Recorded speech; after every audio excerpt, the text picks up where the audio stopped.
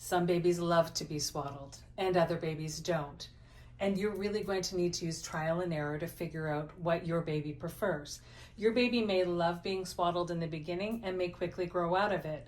Or they may love it in the beginning but then want their hands out. This is how I swaddle a baby with their arms in when they're brand new. First, I lay out a receiving blanket and I tuck the one corner down.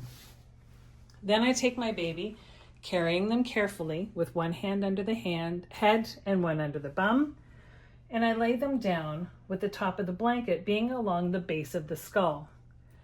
Now I call this a human burrito, and I'm just going to gradually take and fold the blanket around baby's body.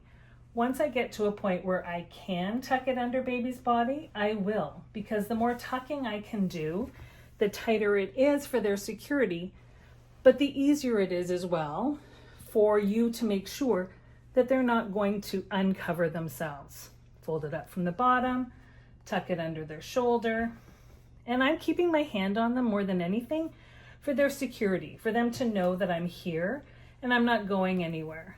And I take this last piece, the tail, and I wrap it nice and tight, securely under their body, so that the weight of their body lays on the tail, making it difficult for them to unwrap themselves when they wiggle about.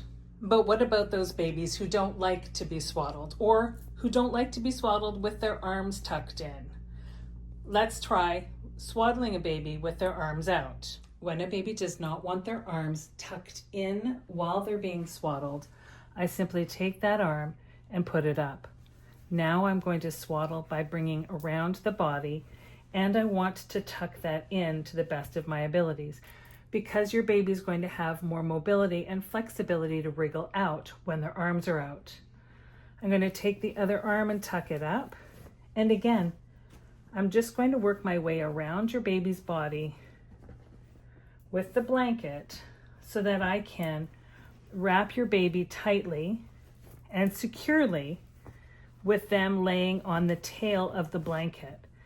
Now they have access to their hands, but their bodies are wrapped up nice and tight, the way some of them prefer. But again, the tail of the blanket is underneath the weight of their body, so that it's more difficult for them to wriggle loose.